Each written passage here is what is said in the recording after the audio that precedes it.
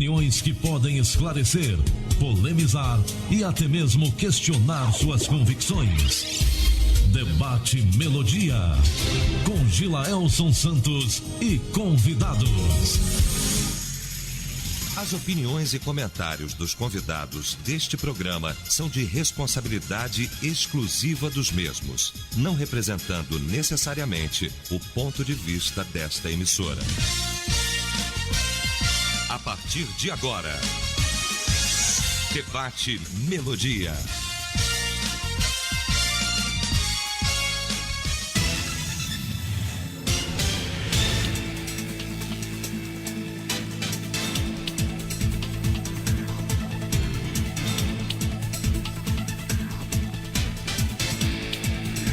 Olá, gente amiga! Bom dia! Quarta-feira, 20 de agosto. Estamos de volta aqui na Melodia.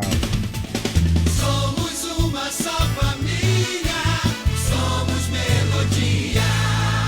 Rádio é Melodia, rádio é Melodia.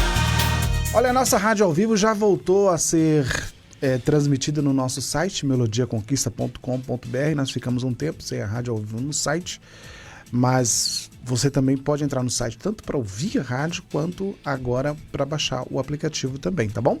Lá tem um banner para você baixar o nosso app e você clicou lá no banner, já começa também a ouvir a Melodia, tá muito fácil.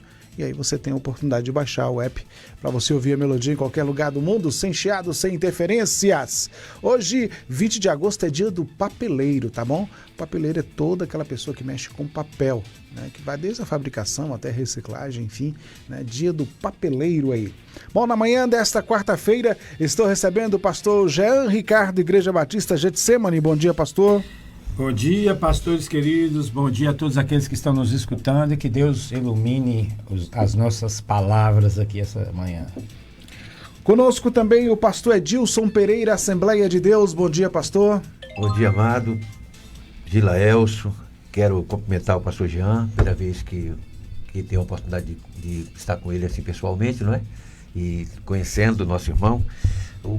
Aqui eu estou com uma felicidade muito grande aqui de rever meu companheiro de batalha, de começo de fé, pastor Marcelo. Deus te abençoe, pastor. Amém, querido. Eu estou muito agradecido a Deus por essa oportunidade e com certeza, como disse o nosso amado Jean, nós estamos contando aqui com a gloriosa intervenção do Espírito Santo para que no Amém. abrir da nossa boca seja nos dada a palavra com confiança, não é? Amém. Para fazer conhecido o mistério do Evangelho.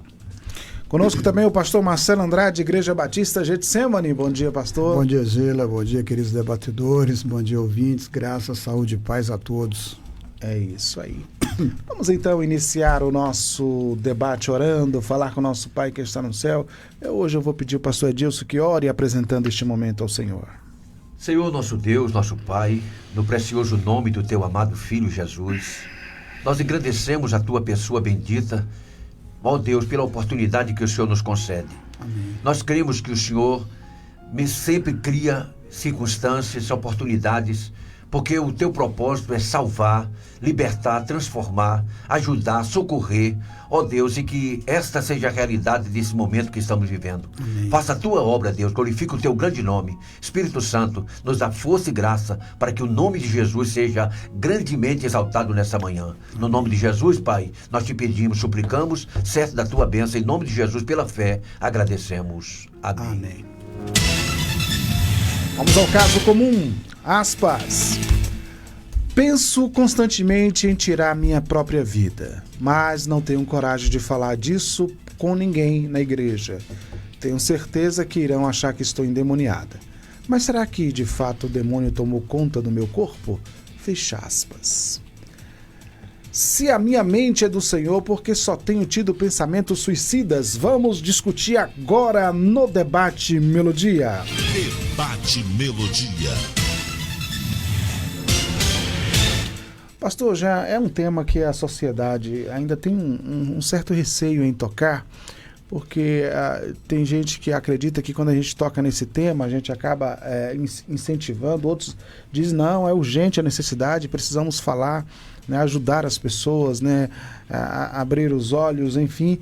E aí nós temos esse caso comum aqui, de uma pessoa que está em crise também, até mesmo com a própria fé, porque ela diz que tem pensamentos de tirar a própria vida, mas ao mesmo tempo tem a questão da fé aí. Pastor Jean, e aí, o que a Bíblia fala sobre isso? Como é que a igreja, o que a igreja tem que fazer em relação a isso? Vamos lá. Falar de suicídio é um negócio complicado, né? Porque, assim, a Bíblia ela não entra muito em detalhe a respeito disso, mas ela diz que o homicida não entrará no reino do céu. E o indivíduo que mata a si próprio, ele é homicida e não dá nem tempo de arrepender. Então vê essa questão, né? Dessa questão. Isso foi mais enfatizado na Idade Média. Na Idade Média, o sofrimento era muito grande, a expectativa de vida das pessoas era muito, muito pequena, as pessoas, naquele sistema feudal, muitas vezes tinha que... era muita doença, as pessoas morriam de resfriado, morriam de peste bubônica, morriam de tudo. Tinha gente que... Há relatos de que pessoas se jogavam dos rochedos. Aí a igreja teve que intervir, né? A igreja da época, a igreja romana, estabelecendo dogmas a respeito do suicídio, claro, com base na palavra de Deus, e foi o que ficou. Isso acabou passando no período da reforma, ficou, e o raciocínio corrente que a gente tem hoje, salvo o melhor juízo, é de que o suicida ele é homicida de si próprio, né? Mas a Bíblia traz, assim, acho que a Bíblia traz 6 situações de suicídio. Eu não estou lembrado de todos, mas eu vou lembrar, assim, dos principais, que foi o de Sansão, o de Judas e o de Saul, né? Aitofel. Teve Aitofel, Abimeleque, teve aquele teve mais Saul também, né? Os principais são esses, é o de Saul, o de Sansão e o de Judas. O de Judas foi causada por uma grande angústia, talvez uma grande, sei lá, depressão mesmo. Eu não sei se foi mesmo o diabo que falou assim, vai lá e pula, vai lá e se enforca. Tem até 2 versões, né? Tem gente que até diz que, não, na verdade ele tentou se enforcar, mas aí rompeu a corda e as entranhas ficaram de fora. Uma coisa que eu acho interessante para assim, trazer equilíbrio aos 2 textos, né? A essa antinomia que tem na Bíblia. E eu amo as antinomias bíblicas porque ela é uma prova de que não foi manipulada, né? Verdade. Se fosse manipulada, os relatos dos evangelistas eram todos iguais. Iguais. E aí o pessoal, contradição. Contradição o quê, rapaz? Tinha antinomia. Você não sabe nem o que é antinomia, fica aí dizendo que é contradição. Contradição é se você dissesse que ele não tivesse se suicidado. Né? O de Saul foi também uma situação complicada. Também tem 2 versões, mas a mais aceita é a do suicídio. E teve a de Sansão, que foi um suicídio em prol de um bem maior, o que nós chamamos, dentro da ética, do estudo de ética, a gente chama de ética utilitarista, né? Ele foi utilitarista naquele momento. Ele falou, olha, eu vou morrer, mas na minha morte muitas pessoas, muitos inimigos irão morrer comigo. Então a minha vida, a perda da minha vida é o suficiente. Há quem diga até que Jesus, sendo o próprio Deus e se deixando morrer, teria, na prática, se suicidado. Então foi mais ou menos a mesma coisa que Sansão fez, né? Sansão, ele falou, para matar esse povo todo aqui eu vou ter que morrer também. Então ali seria uma prática, talvez, utilitarista, né? Os outros não, os outros foram um desespero mesmo e tal. Então, assim, como a Bíblia não trata muito a fundo do caso, a gente prefere ficar com a doutrina dominante. A doutrina dominante da igreja sempre foi essa. O suicida é homicida de si mesmo, portanto, não herdará o reino dos céus. Muito bem. Ô, pastor Edilson, analisando assim biblicamente, pelo que a Bíblia expõe de casos que ocorreram, enfim, todo o contexto, né, do que a gente aprende na Bíblia, o suicídio é o quê? É o fim da fé, da esperança. Há pessoas que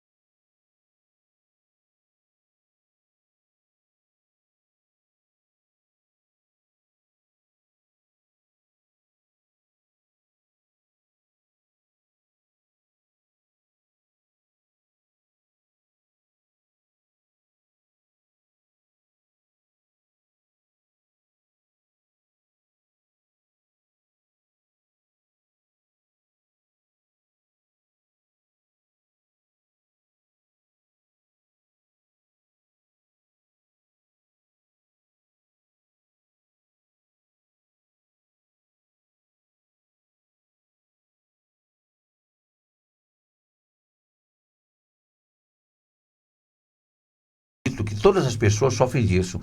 Claro que em graus, uns maiores e outros menores. Tem pessoa, toda pessoa, o próprio Senhor Jesus disse que do coração tem a blasfêmia, todo o assassinato, tudo está no coração do ser humano. Mas ele pode tomar curso, aponta até a prática ou não. Por exemplo, eu vou dar um exemplo aqui que para mim eu acho que eu mais medito sobre ele. A gente pensa que a derrota de Judas foi o seu suicídio. Que justamente eu quero deixar bem claro aqui que para mim o suicídio na verdade é somente uma consumação de uma situação que já ocorreu antes. A Bíblia diz que o Senhor Jesus na ceia declara o pecado de Judas. Ele estava com espírito de traição ali, já estava com um plano, um projeto de traição estabelecido, e o Senhor procura socorrê-lo ali, revelando que ele conhecia a situação, mas ele procura negar e sair. Só para a gente ir ao ponto, a Bíblia diz que ao sair da ceia, o diabo entrou nele. Então, veja que a derrota dele mesmo não foi o suicídio em si, mas justamente aquela oportunidade que ele teve com o Senhor.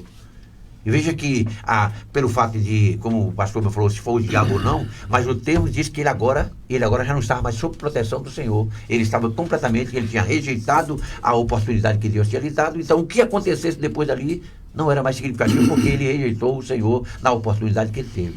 Então, o que eu quero chamar a atenção dessas pessoas que estão conosco nesta manhã é que você deve policiar esses pensamentos, deve submetê-los às escrituras, o que a Bíblia diz, o que a Bíblia fala sobre. E quando eu vejo essas pessoas muito preocupadas com o que as pessoas vão dizer, aí você devia pensar que se você não cuidar dessa situação, elas terão de ver o seu fim. Então, para não ver o seu fim, todo doente precisa do médico, precisa de ajuda. Então, certo, quando você consegue, eu mesmo tenho em mim, enquanto a minha farinha não azeda, eu estou comendo. Azedou, eu tenho que agora procurar outra situação. Então, quando o meu recurso se esgota, eu tenho que procurar ajuda. E eu fico preocupado quando a pessoa, ela mostra assim, tão sozinha, a ponto, você não conquistou ninguém, não tem ninguém que tenha um referencial na sua vida. Toda pessoa precisa ter pessoas com quem a gente confia. Eu, por exemplo, como pastor, a minha maior preocupação é fazer com que as pessoas confiem na minha fé, a ponto de ser ajuda do necessitado, de uma pessoa confiar em mim, de contar o seu problema. Então, eu vejo o suicídio, na maioria dos casos, quase estabelecer um juízo final, né, para essa situação, ou então um veredito, que a maioria dos casos, a pessoa quando chega ao suicídio, ele já morreu muito antes. Apenas a consequência da morte não é mais. Porque... Ou então mataram ele, né? Porque tem gente que mata outro. Exatamente. Mata a alma do Olha outro. aí. Então a pessoa, por exemplo, se a gente analisar bem, uma pessoa está com uma depressão. Porque hoje, antigamente não se tinha essa noção do que era uma depressão. E até hoje a gente mesmo não podemos dizer que o diagnóstico estava informado. Existem muitas controvérsias em posicionamento como tratar uma depressão. Porém, a gente precisa estabelecer, realmente ter a convicção como pastor, como líderes, de que a gente tem que mostrar para as pessoas que há possibilidade de se resolver esse problema na hora que ela está passando, né? Ontem mesmo eu estava meditando com os irmãos que eu vejo que a igreja tem a solução para o mundo. Todo e qualquer problema que o mundo tem, a igreja tem solução. Jesus capacitou a igreja para isso. A gente vê, eu meditei sobre, pastor Marcelo, sobre aquela passagem do paralítico da porta do templo, do templo Formosa, né? Da porta Formosa. E justamente, olha, uma situação daquela ali, o mundo poderia dar a solução, a ciência poderia, algum recurso desse mundo, não, mas a igreja tinha do Senhor recurso para socorrer aquela pessoa. Então, quando uma pessoa vive num dilema desse, eu fico perguntando, quem é o pastor dessa pessoa? Que ministério é esse que essa pessoa está vivendo? Que, embora que alguém falou, pastor, Judas também estava num cenário, mas a Bíblia também fala que Judas não foi só traidor de Jesus. Ele vinha com um comportamento que realmente, a Bíblia diz que tudo caía na bolsa, ele roubava. Então veja que a Bíblia já dá indícios que ele não vivia a sua fé como realmente deveria viver. E a Bíblia diz que o que se planta, se colhe. Quando as pessoas estão diretamente, olha só, e pelo fato do grau que a pessoa vive, E quem era Judas? Era um apóstolo do Senhor, uma pessoa que tinha uma proximidade com o Filho de Deus, que, como o próprio Senhor Jesus disse, muitas pessoas melhores que vocês não viram o que vocês estão vendo. Então, pelo fato de perder a oportunidade que tinha, então o resultado que ele teve não é surpreendente. Só poderia dar isso mesmo. Quem não valoriza as oportunidades que tem, o resultado com certeza será catastrófico, não é? Muito bem, deixa eu ouvir a opinião do pastor Marcelo. Ela começa até agora a achar aqui, pastor Marcelo, que seria uma perturbação maligna, né? E aí começa a entrar em toda essa crise. Na verdade, pelo conhecimento que a gente já tem hoje, pastor Marcelo, esses pensamentos, o suicídio, ele é mais ordem emocional? Como é que é? Bom, Gila, aí cada um tem uma realidade, eu penso dessa forma, tá? Então, eu sei que Satanás vai ficar nos rodeando sempre. A palavra de Deus diz isso, né? Que Satanás, ele ruge ao nosso redor como um leão que nos procura tragar. Encontrando, então, espaço em nosso coração, em nossa mente, é óbvio que ele vai agir, porque ele quer primeiro destruir a nossa vida, ele quer envergonhar o Evangelho, e a partir dessas atitudes que a gente pode vir a ter, ele pode vir nos acusar e acusar a igreja de que a igreja é um fracasso e que a igreja não é o melhor ambiente para se viver. Então ele tem todas as suas estratégias para estar agindo na nossa vida. A gente precisa tomar cuidado com isso. Igual o pastor Jean, eu sempre criei assim que o suicida não tinha jeito, não tinha mais solução nenhuma, porque tirou a vida, perdeu as possibilidades.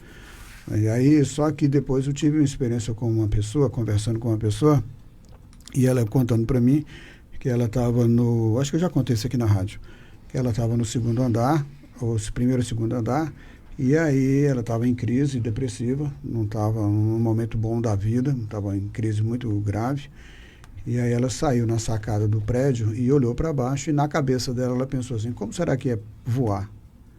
Então, na cabeça dela, ela queria ter uma experiência dos pássaros, de voar. Ela não estava pensando em tirar a própria vida, não era isso que ela estava querendo naquele momento. Mas acho que no surto que ela estava, ela falou assim, deve ser uma experiência boa voar, então vou pular daqui para ver como é que é voar. Ouvindo ela, e depois aí, o que acontece? Ela chega, ela para e assim, fala assim, o que eu estou pensando? Ela teve um momento de lucidez. Opa, o que eu estou pensando? Aí volta de ré, de costas, né? E tranca a porta, volta para dentro do apartamento, tranca a porta. E aí pôde me contar essa experiência. Ouvindo essa experiência, aí a partir daí eu cheguei e mudei alguma coisa na minha cabeça. Por quê? Porque ela, naquele momento de surto psicótico, estava em depressão e tudo mais, naquele momento, para ela era uma experiência de ver como é que era voar. Uhum. Para mim, seria um suicídio. Ela suicidou. Não iria enxergar de outra forma. Mas não é o que ela quis. Ela não quis tirar a vida. Naquele surto em que ela estava, ela não queria tirar a vida. Ela queria ter uma experiência desse tipo. Então, a partir daí, eu comecei a olhar o suicida com outro olhar. Tá? Então, há casos, para mim, como esse, em que não é tirar a vida, mas um surto psicótico que faz com que a pessoa possa ter um tipo de comportamento desse. Agora, um caso em que a pessoa tira a vida, por exemplo, uma decepção amorosa, o caso de Judas. Eu acho que Judas, concordo com o pastor Edilson, no sentido de que... Ou a dívida, né? Isso, o processo em que Judas entrou, culminou no suicídio. Para mim, Judas suicidou, sim, e o pastor Jean já falou aqui das duas possibilidades, né? Uma é que realmente ele veio se enforcar, alguns dizem que a corda não suportou o peso, arrebentou e ele caiu de um precipício, né? Que, tipo assim, a árvore estava próxima a um precipício, ele caiu e aí as suas entranhas ficaram expostas. É o que a gente vê lá em Atos, não é? E aí o que acontece? É que olhando isso aí, eu tenho que fazer agora essas análises. Então, por exemplo, se essa pessoa que conversou comigo tivesse pulado, seria para mim só suicídio e ela iria para o inferno. Se eu não ouço o relato dela, eu não mudaria a minha perspectiva. Então, vamos lá, a pessoa chegou, teve uma crise financeira, tira a vida porque não consegue vencer a crise. Teve uma decepção amorosa, tira a vida porque não consegue vencer. Para mim, essa pessoa está desistindo da vida porque não confia no Deus, que é todo-poderoso, que pode mudar as circunstâncias, como o pastor Edilson bem falou. Ou Deus tem poder para mudar as minhas realidades ou Deus não tem. Quando eu abro mão da minha convicção, e eu estou falando para crente, né? Quando eu abro mão das minhas convicções de fé por causa de circunstâncias da vida, eu não estou preparado para nada na vida cristã. Imagina enfrentar leões na arena. Então, muito menos para isso. Então, eu penso que a gente tem que analisar os casos daqueles que a gente pode analisar. Mas, para mim, uma pessoa que tira a vida por qualquer coisa, que não seja um caso específico, para mim não é perda de salvação, é não ter salvação. Eu só gostaria de complementar o que o pastor Marcelo falou, Sim. dizendo que eu vivi uma experiência muito parecida. Nossa sede da empresa que eu trabalho, do órgão que eu trabalho é em Salvador, eu ia muito a Salvador. Hoje não, hoje a gente vai uma vez no ano, quando vai. Mas eu ia de 15 em 15 dias, às vezes toda semana, e eu tinha uma dificuldade muito grande de dormir. Eu tinha que ir no domingo à noite, dormir no ônibus, porque segunda-feira já tinha reunião. E aí eu tomava um remédio, né? Um Dramin, alguma coisa assim, até que chegou uma hora que os remédios não estavam mais fazendo efeito. Aí eu procurei uma tia minha, que ela tinha o esposo dela tinha problemas assim, para dormir, mas também tinha esquizofrenia. E ele tomava 2 tipos de remédio. E ela não sabia qual era o remédio que era que fazia dormir. E eu fiquei com aqueles 2 remédios na mão, desesperado, no outro dia tinha reunião. Eu peguei e tomei o primeiro. Não sei qual foi que eu tomei. Se for de esquizofrenia ou se for para dormir. Eu sei que eu cheguei no outro dia, estava arrasado para a reunião. Como eu falei para você que hoje eu fui dormir 2 horas da manhã jogando xadrez. E aí cheguei aqui mal e tal. Aí, o que o príncipe encantado fez? Falei, não, já sei, tomar um energético. Não vou falar o nome para não fazer propaganda, né? Mas aquele que dá asa para todo mundo. Eu falei assim, vou tomar um energético aqui, vou chegar zerado da reunião, meu irmão. Quando foi 6 horas da tarde, lá dentro da reunião, o meu chefe falou, você não tá bem não, você vai descansar no hotel.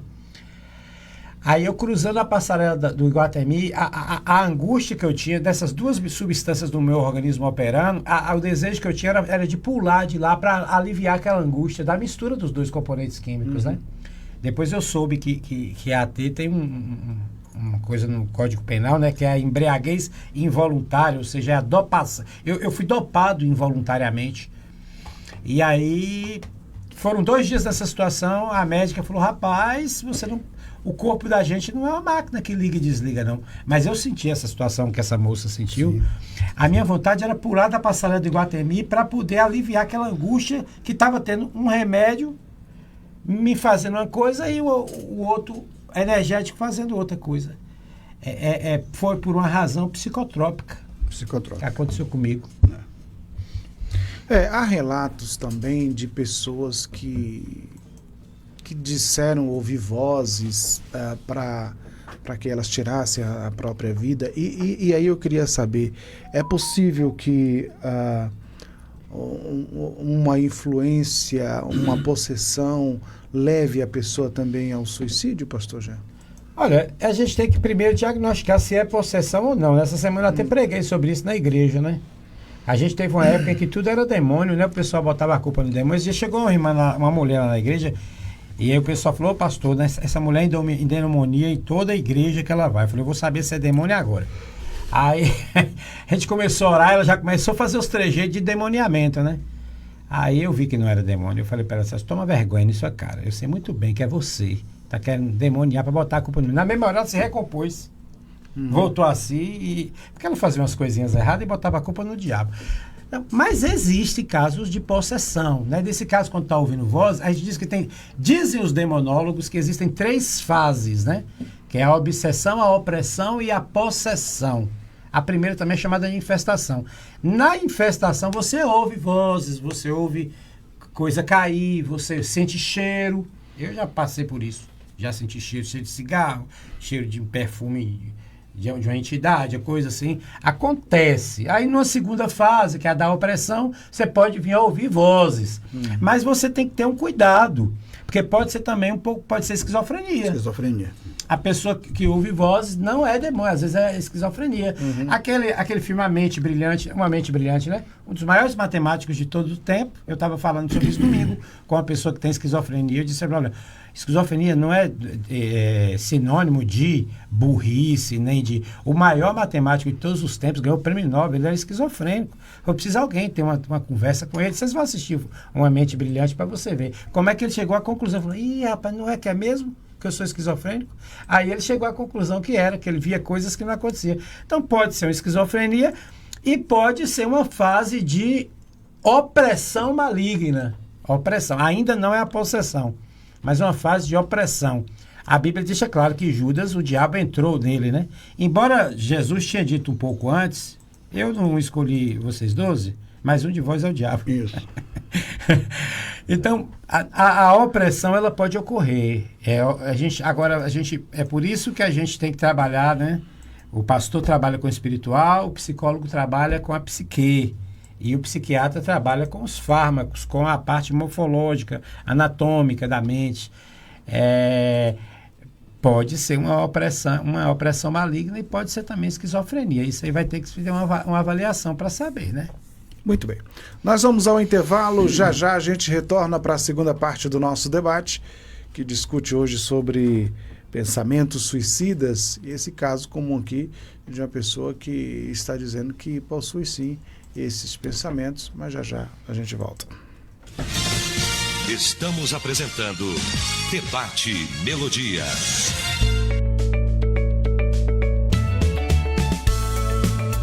A Melodia tem o apoio cultural das empresas a seguir. Cama, mesa e banho, tudo em sintonia. Tapetes, cortinas, qualidade, garantia na Cortina e Cia. Cortina e Cia. Cortina e Cia. Sua casa ou escritório, tudo em sintonia. Cortina e Cia. Cama, mesa e banho, sua casa em harmonia. Cortina e Cia. Cortina e Cia, Praça da Bandeira, número 10, Centro. WhatsApp 30250733. Cortina e Cia. Sintonize-se na RBG Bolsas, a loja que traz um mundo de acessórios para você, com uma gama impressionante de opções, desde elegantes mochilas até pastas práticas, necessaires, malas versáteis, carteiras sofisticadas e até mesmo bolsas para bebês adoráveis. Temos tudo o que você precisa para complementar seu estilo único. Mas a RBG Bolsas não é apenas sobre acessórios, podemos tornar seus momentos especiais únicos. Oferecemos personalização que ultrapassa o comum. Criamos produtos personalizados, desde brindes para sua instituição até acessórios que contam a sua história. Ligue no Zap 779-8802-0319 e fale com a nossa equipe apaixonada. RBG Bolsas, onde cada peça conta uma história. Venha criar a sua na RBG Bolsas. É como pérola escondida no mar. Vem aí o Débora Day Bahia 2025, dia 27 de setembro, das 8 às 18 horas, na Igreja Assembleia de Deus Catedral, na Rua Manuel de Souza Chaves, 562, no centro de Ipiaú.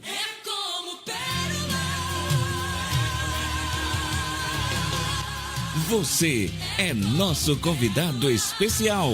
Débora Day Bahia 2025.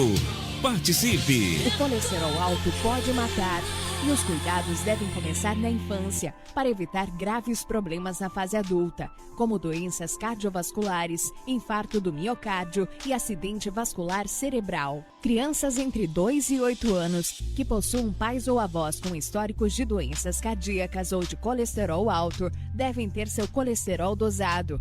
Entre os 9 e 12 anos, toda criança deve ter seu colesterol avaliado. Se o LDL colesterol ou colesterol ruim de seu filho estiver acima de 130 mg por decilitro, procure seu pediatra ou endocrinologista. O colesterol alto de seu filho não é brincadeira. A infância e a adolescência são fases importantes na prevenção das doenças do coração. Voltamos a apresentar Debate Melodia.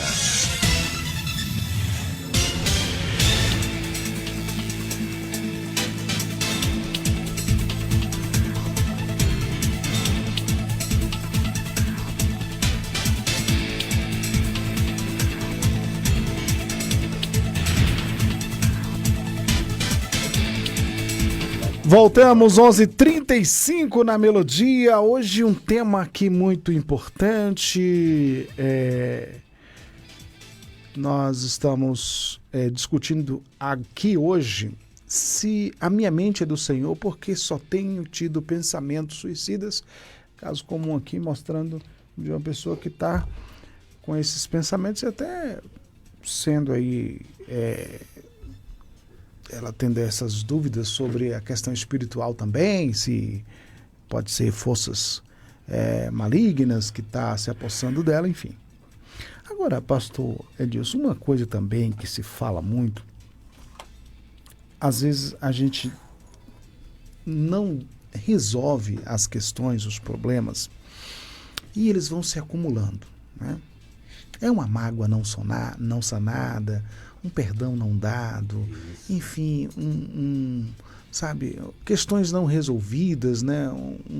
Palavras que nunca foram ditas, e às vezes a gente vai acumulando as coisas, ou erros mesmo, né? Repetições de erros, e esses acúmulos, vamos dizer, de lixos, né? Emocionais, né? Que a gente não resolve. Será que isso também não ajunta tudo e de repente isso aí vira uma bomba, né, dentro do nosso coração, na nossa mente? Obviamente que isso contribui muito. Tem um versículo que diz assim: lançando sobre o Senhor toda a vossa ansiedade, porque Ele tem cuidado de vós. Nós não entendemos uma pessoa que diz ser crente que não tem uma vida de oração. Eu me lembro quando Saulo se converteu, e Ananias ainda não tinha essa consciência, o Senhor chamou para Ananias, o Senhor falou diretamente com ele: vai orar por Saulo. Senhor, né, esse homem, olhava só aquele homem que ele conhecia, só o inimigo, e o Senhor, vai que ele está orando. 3 dias, sem entender tudo o que estava acontecendo, ele passou jejuando ali. Veja que o homem estava totalmente... Então, a pessoa, hoje eu vejo, as pessoas abandonaram o caminho da oração. Eu aceitei Jesus como meu Salvador. Eu ontem mesmo até relatava isso para os irmãos, que fui na primeira reunião que eu fui na igreja, foi uma escola dominical. Não consegui aprender muita coisa, porque tinha 2 pessoas batizadas com o Espírito Santo e me deixaram em dificuldade, porque eu não conseguia ouvir nada, não entendi o que era aquilo, fiquei achando estranho demais. E na segunda-feira, isso foi no domingo, né? Na segunda-feira, posteriormente ao domingo, eu fui para uma reunião de jovens. Deus visitou os jovens e eu novo convertido, passei 1 hora de joelho, achei um castigo horrível, fiquei escandalizado, fiquei assim pensando na hora, se isso continuar, eu não sei se eu vou aceitar essa realidade, não. Mas aí me veio a terça-feira, que eu falo que foi o dia do encontro realmente com o Senhor. O meu pastor, ele pregou uma passagem que ela entrou na minha vida, ela me deixou altamente satisfeito, e ali realmente minha alma descansou. Mas eu quero chamar a atenção dessas pessoas naquilo que Gilael colocou. Tem um conflito, lança sobre o Senhor, pede resposta a Deus. Olha, ninguém tem um amigo melhor do que Deus. Ninguém, porque geralmente o pastor Marcelo vai concordar, nem mesmo o pastor pode. Muitas vezes, né? Quantas vezes uma pessoa fala um problema pra gente e a gente fica sem saber o que fazer, saber nem o que diz. Porque a gente vê que tem situações que é só o Senhor para resolver. Não é verdade? Chega um nível de uma complexidade que a pessoa está vivendo que realmente somente uma intervenção milagrosa. Eu tenho visto isso. Muitas pessoas falam, eu conversei com um pastor, conversei com uma pessoa, conversei com uma e tal, mas nenhuma delas me deram uma resposta que me satisfizeram na minha necessidade. Aí, o encontro com o Senhor. Então, realmente, se alguém... a falta de perdão, a mágoa no coração, que a Bíblia fala que isso cria uma raiz, não é? E aí essa raiz pode contaminar não somente a pessoa, mas com tantos outros. Então essas coisas que se a pessoa não procura solucionar, vai dar em alguma coisa pior. E é justamente o que a gente vê essas pessoas vivendo dessa maneira, dessa confusão. Eu olhei muito para esse relato dessa pessoa aqui, e a gente vê como essa pessoa está sozinha.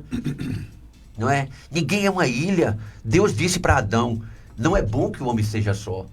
Não é? Eu, por exemplo, quando vejo aquele paralítico de Betesda, quando o Senhor Jesus disse: você quer ficar são? E ele fala assim: não tenho homem algum que quando a água é agitada me coloque no tanque.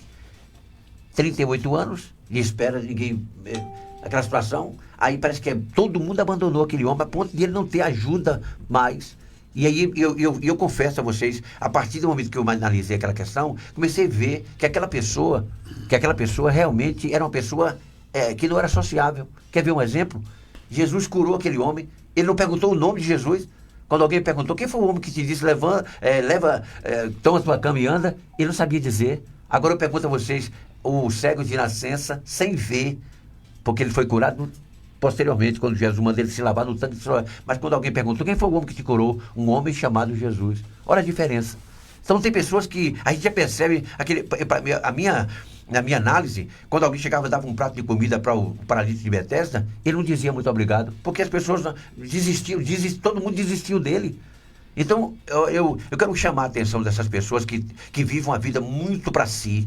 Olha, é melhor você começar a fazer pontes, criar pontes, pedir a Deus para você criar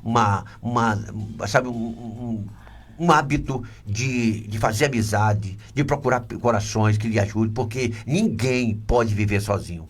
Eu não vou chegar sozinho no céu. Eu não estou concorrendo com ninguém, a não ser comigo mesmo. Então, pelo amor de Deus, preciso de ajuda. Quando eu vejo Paulo dizendo, irmãos, oreis por mim. Eu vi uma pessoa que tinha uma espiritualidade que aquele homem tinha, mas sabia da necessidade de ter cooperação. Quem é que pode chegar no céu sozinho? Então, em nome de Jesus, aperfeiçoe essa fé que você tem. Abra mais o entendimento, veja como é bom partilhar da fé, de comungar, de cultuar. Essas pessoas que vivem numa situação como essa, eu tenho certeza, a gente pode observar e chegar a uma análise de que essa pessoa não vive o cristianismo, como disse o pastor Marcelo. Será que realmente essa pessoa é cristã? Porque vive uma situação dessa. Não é que um crente não pode viver, mas é que está. Mas no momento que se ele é cristão, essa realidade vai aparecer e vai declarar a sua fé e a sua comunhão com o Senhor. E também com aqueles que servem ao Senhor. Então, por isso, eu quero chamar a atenção dessas pessoas que vivem esses dilemas. Olha, esse mal que está acontecendo tem solução. Tem solução. E com certeza Deus nos dá essa oportunidade para dizer para você...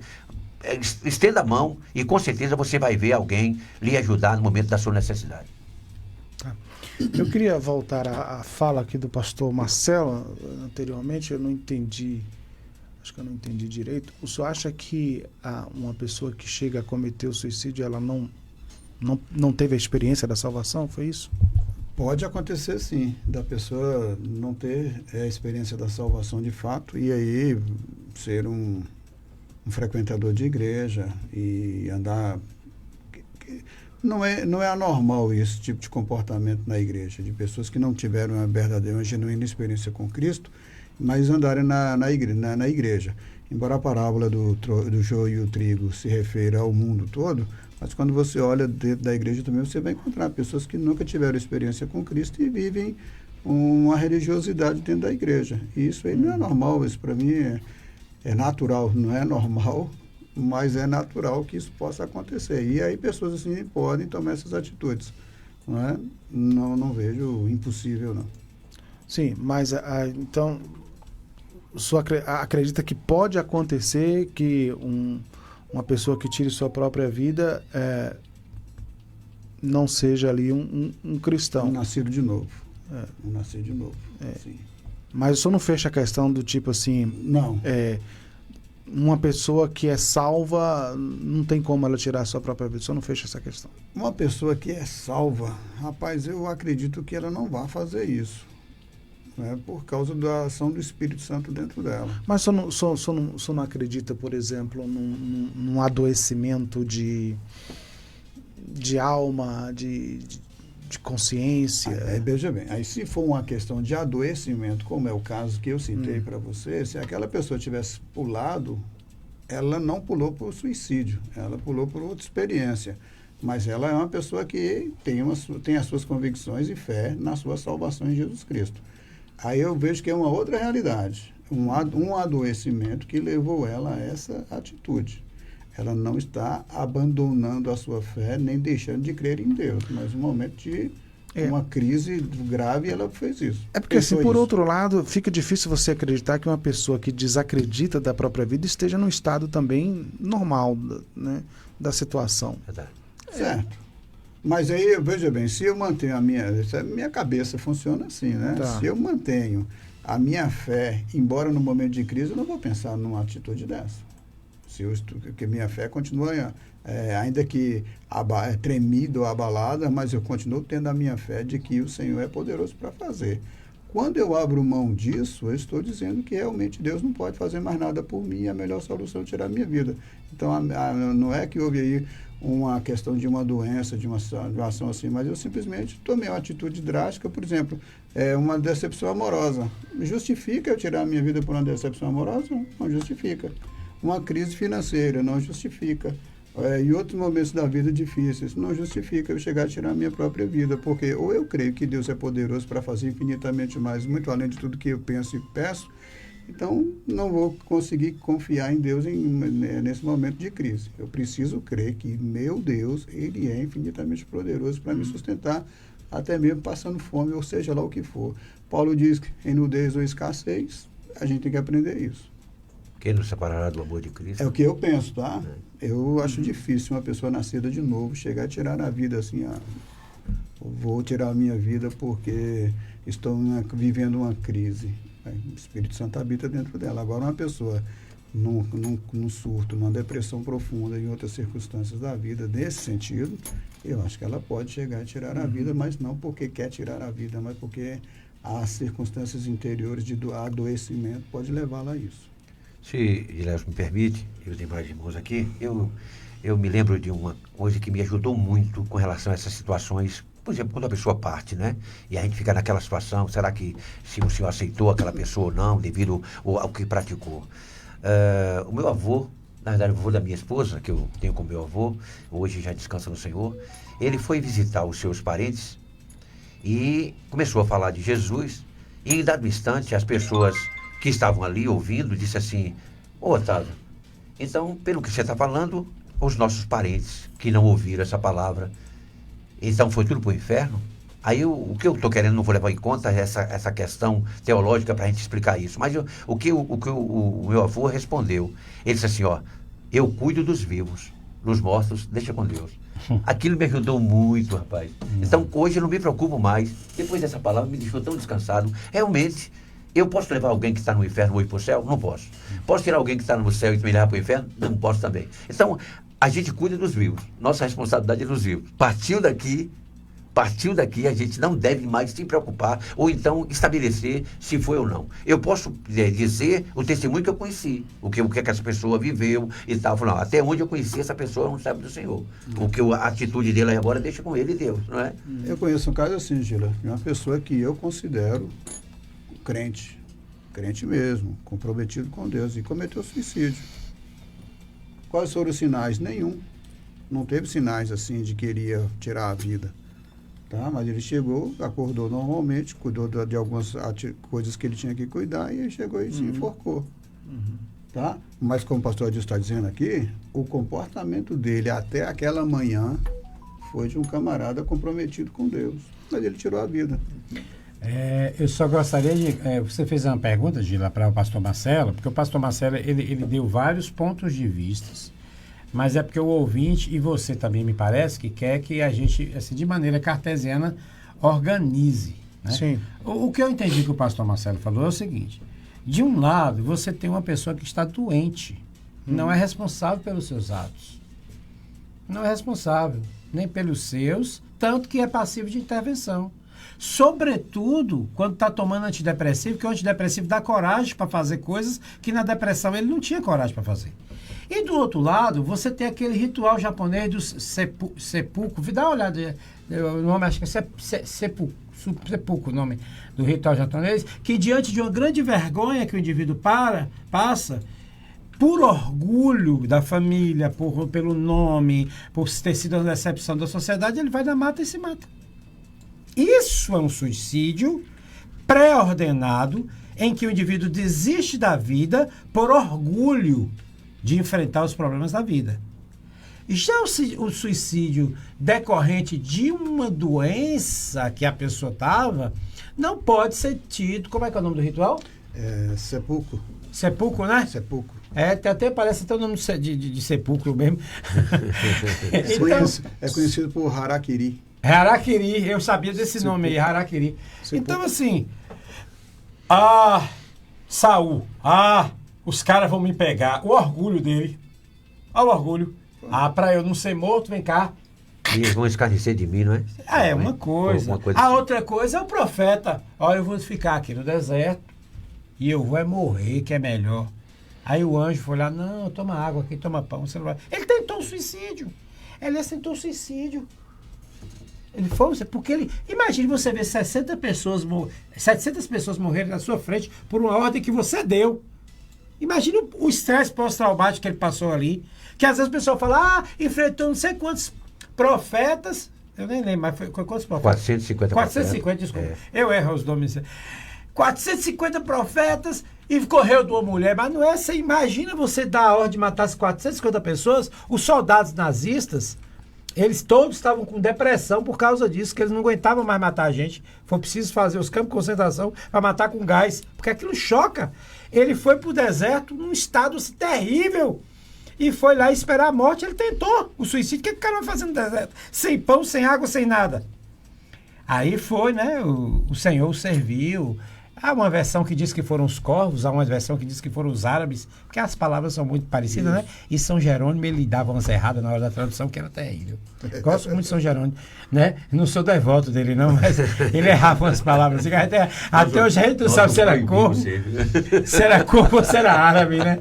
Que levava essa comida para Elias. Então, assim, o que o pastor Marcelo está dizendo é justamente isso. Uma coisa é esse harakiri aí, orgulho, que Saul fez. A outra coisa é um indivíduo que está doente. Agora, assim, a igreja romana foi muito ingrata ao longo dos anos, que o suicida não podia ser enterrado no Campo Santo. E nem podia ter missa. E nós importamos isso. Eu me lembro que quando teve o velório na igreja de um suicida, foi um escândalo. O pastor tinha que fazer o velório na casa. Não podia levar para a igreja. Então, até hoje, a gente ainda está com essa cultura romana muito arraigada. Agora sim, vamos falar aqui da questão do Sansão, né? Porque o Sansão, ele chega ao suicídio, mas o contexto de vida dele... Primeiro, ele é um nazireu, né? Ele é um cara consagrado a Deus. Mas assim, ele não cumpre muito bem as regras, ele nunca viveu. Do seu... Nazireado, né? Ele falha muito. Ele é um juiz, ele é um dos juízes, mas ele não é esse juiz que a gente conhece hoje. É uma espécie de um líder militar para livrar o povo com força, verdade. Né? E ali ele chega, bebe bebida forte, não podia, se envolveu com mulher fora do seu arraial, que também não podia, né? E tal, e vai juntando as coisas. Chega no final, os inimigos conseguem pegar ele, e aí a questão ali do suicídio de Sansão é interessante, porque ele ora pedindo a Deus que dê força a ele pela última vez, e mesmo sabendo que ele vai cometer ali uma espécie de suicídio, Deus dá força a ele. Verdade. E aí, pastor? Porque, inclusive, a gente vê que Deus cumpriu o seu propósito. Deus cumpriu o seu propósito. Porque a Bíblia fala que, quando a Bíblia relata que ele, na sua morte, ele matou mais do que em vida, então veja só que ele foi mais útil morto do que vivo, né? Tem gente matou mais gente. Claro, porque em vida ele não fez tudo o que Deus queria que ele fizesse. E no dia da sua morte ele foi mais útil a Deus do que em toda a sua vida. E Deus levantou ele para combater os filisteus. Os filisteus, que esse era o grande propósito de Deus. Agora, e inclusive... É o utilitarismo, é a utilidade da morte dele. Foi para um bem Deus maior. Se serve de situações, por quê? Porque o propósito dele era esse. E a pessoa, né? Agora, e foi ele que se colocou naquela situação, né? Exatamente. Você vê que, inclusive, na oração final, ele diz assim, para que me vingue dos meus inimigos pelos meus 2 olhos.